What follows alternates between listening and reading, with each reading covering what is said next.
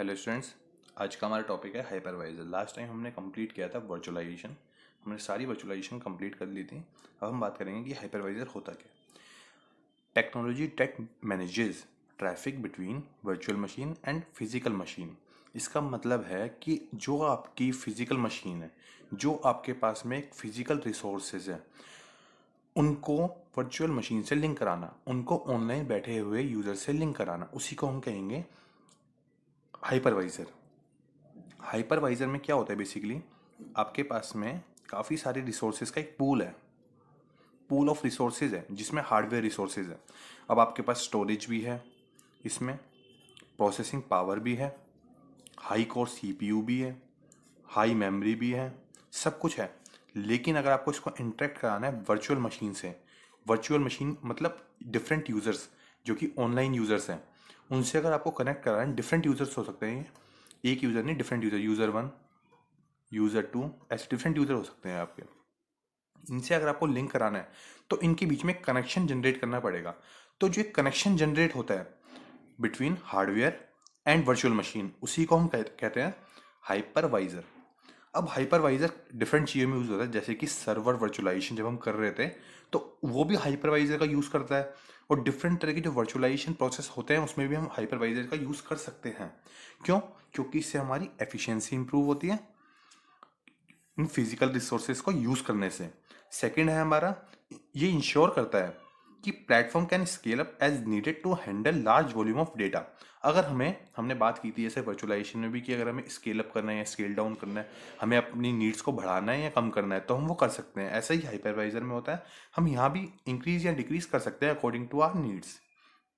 अब नेक्स्ट है hypervisor, foundation that enables many cloud computing services uses as data source in big data analysis।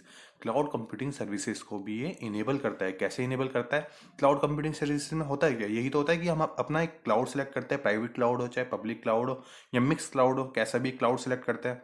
उनमें हम hardware devices use करते हैं, एक पूल में से हम हार्डवेयर डिवाइसेस सेलेक्ट करते हैं कि हमें क्या क्या रिसोर्सेज की जरूरत है, किस किस नेटवर्क की जरूरत है, क्या क्या हमें करना है, कैसे करना है, तो वो सारी चीज़ें हमें पिक करनी पड़ती है। तो क्लाउड कंप्यूटिंग में भी हम एक अमाउंट पे करके उन चीज़ों का यूज़ करते हैं वर्चुअली। वर्चुअली हम यूज़ करते हैं इसमें भी बाई यूजिंग लॉगिन करते हैं हम एक आईडी और पासवर्ड से, जो कि हमें गिवन होता है बाई, जब हम एक अमाउंट पे कर देते हैं तो हमें एक आईडी पासवर्ड दिया जाएगा। उससे हम एक पूल को, जो एक पूल है जिसमें सारे हार्डवेयर डिवाइसेस पहले से ऑर्गेनाइज हैं, उनमें से हम उसको एक्सेस कर सकते हैं। तो इसी को कहते हैं कि क्लाउड कंप्यूटिंग सर्विसेज को इनेबल करवाना। अब हम बात करते हैं next, managing virtualization with hypervisor. जितनी भी वर्चुअलाइजेशन होती है उनको हाइपरवाइजर के साथ मैनेज कैसे किया जाता है। Hypervisor is a form of software used in cloud hosting to divide and allocate the resources on various piece of hardware. तो ये कहना चाहता है कि जितने भी हार्डवेयर होते हैं, अब हार्डवेयर में एक पीस तो होता नहीं है हार्डवेयर का, हार्डवेयर में मेमोरी का पार्ट अलग है, स्टोरेज का पार्ट अलग है, प्रोसेसर का पार्ट अलग है, नेटवर्क का पार्ट अलग है, सारे डिफरेंट डिफरेंट पार्ट्स हैं।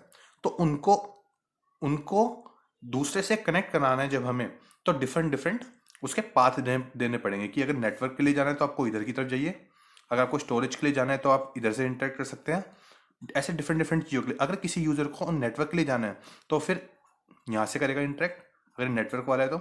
अगर स्टोरेज वाला है तो स्टोरेज के लिए यहाँ से करेगा, अगर मेमोरी चाहिए, उसे रैम कम पड़ रही है तो वो यहाँ से इंटरेक्ट करेगा मेमोरी के लिए। तो ऐसे डिफरेंट डिफरेंट पाथ बनाए हुए हैं हमने, जिससे कि वो सर्च करता है कि उसे क्या चीज़ की रिक्वायरमेंट है और उसी चैनल पर जाकर वो वहाँ से इंटरेक्ट कर सकता है।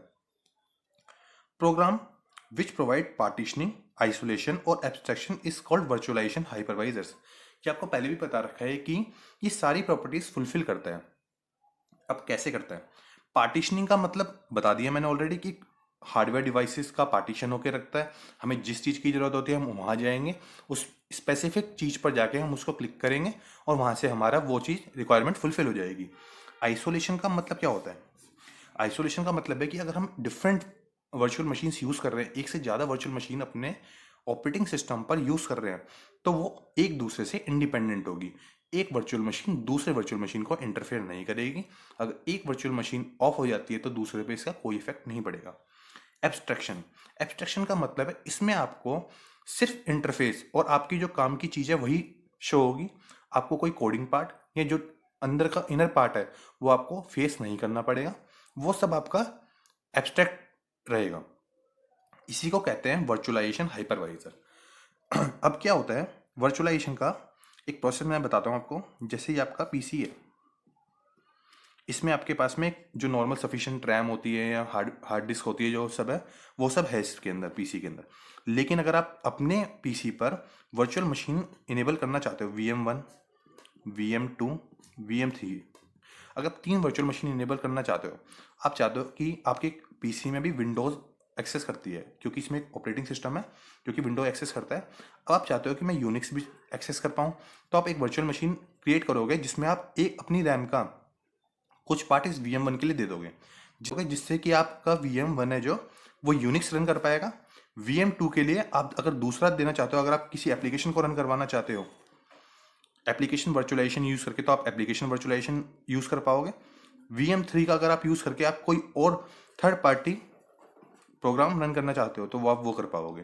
तो आप एक पीसी से, एक ऑपरेटिंग सिस्टम से डिफरेंट डिफरेंट वर्चुअल मशीन्स को एक्सेस कर सकते हो।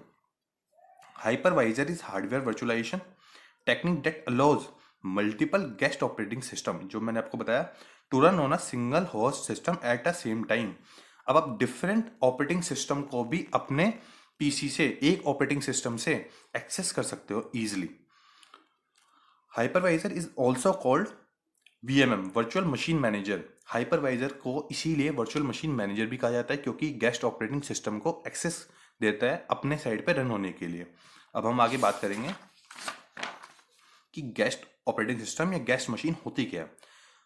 जितनी भी virtual machine, each virtual machine running on a physical machine, मतलब मैंने वही है जो आपको बताया कि आपका पीसी है, ये आपका हो गया, इसमें एक OS है प्रेजेंट है, और ये वर्चुअल मशीन है आपकी फिजिकल वर्चुअल मशीन, इसको हम बोलेंगे फिजिकल वर्चुअल मशीन। लेकिन अगर आप इस पे डिफरेंट OS को रन करवा रहे हो, OS1, OS2, OS3, इसकी VM1 है, ये VM2 हो गया और ये VM3, अगर आप इनको अपने पीसी पे रन कराना चाहते हो तो वो भी आप कर सकते हो अपने OS की हेल्प से, आप हाइपरवाइजर की हेल्प से। और इन तीनों को आप सेपरेट रन करा सकते हो। ये तीनों सारी प्रॉपर्टी फुलफिल करेंगे, क्या क्या? पार्टीशनिंग की, आइसोलेशन की, एंड मैंने बात करी थी पार्टीशनिंग, आइसोलेशन, एब्स्ट्रैक्शन, तीनों प्रॉपर्टी को ये फुलफिल करेंगे। तो ये हो गया हमारा गेस्ट ऑपरेटिंग सिस्टम। अब हम बात करेंगे हाइपरवाइजर्स। हाइपरवाइजर बेसिकली कुछ प्रॉपर्टीज होती है हाइपरवाइजर की, वो क्या होती है वो देख लेते हैं एक बार। Provide resources like CPU, memory, disk input output etcetera to all guest operating system to operate in virtual partition. अगर हमें, जैसे हाइपरवाइजर में क्या बताया था मैंने आपको, एक हार्डवेयर का पूल है जिसमें से अगर किसी को भी CPU, मेमोरी, डिस्क वगैरह किसी भी चीज़ की अगर रिक्वायरमेंट है तो वो फुलफिल कराता है गेस्ट ऑपरेटिंग सिस्टम जब पार्टिसिपेट करता है। अब मान लो VM1 आया, उसने पार्टिसिपेट किया हमारे फिजिकल रिसोर्स पे, तो अगर हमें इस पर रन करना है तो हमारे पास तो इतनी रैम है नहीं कि हम उसको रन करा पाए, तो हम क्या करेंगे, हाइपरवाइजर की हेल्प से उसकी रैम की रिक्वायरमेंट को फुलफिल करेंगे, क्योंकि ये रैम की रिक्वायरमेंट फुलफिल कराता है। ऐसे ही जब हमें CPU की रिक्वायरमेंट होगी तो वो फुलफिल कर देंगे। तो हम ऐसे सारी रिक्वायरमेंट को फुलफिल कर सकते हैं। Can allow more than one virtual partition. अब ये कहता है कि हम एक से ज़्यादा पार्टीशन को अलाउ कर सकते हैं। कहने का मतलब, अगर कोई वर्चुअल मशीन आई, उसके पास में रैम की भी कमी पड़ रही है, मेमोरी की भी कमी पड़ रही है और स्टोरेज की भी प्रॉब्लम आ रही है, तो हम दोनों चीज़ों की रिक्वायरमेंट फुलफिल करा सकते हैं। अब बात आती है, it seems like every operating system has physical resources all to itself, means guest does not have any idea that it's running in virtual partition. तो कहने का मतलब ये है, जब वर्चुअल मशीन को हम अपने ऑपरेटिंग सिस्टम पर रन करते हैं तो वर्चुअल मशीन के ऑपरेटिंग सिस्टम को ये पता ही नहीं लग पाता कि वो अपनी साइड रन हो रहा है या फिजिकल सिस्टम पर रन हो रहा है। क्यों? क्योंकि उसकी सारी रिक्वायरमेंट यहाँ पर फुलफिल हो जा रही है, तो उसको ये पता ही नहीं लग पाता कि वो अपनी साइड पर है या वो वर्चुअली हो रहा है। तो कहने का मतलब ये हो गया कि अगर आप घर में हो और आपके पास एक पीसी है या लैपटॉप है, कुछ भी है, आप घर से किसी भी एप्लीकेशन को, जो कि काफ़ी लार्ज एप्लीकेशन है, उसको एक्सेस कर सकते हो।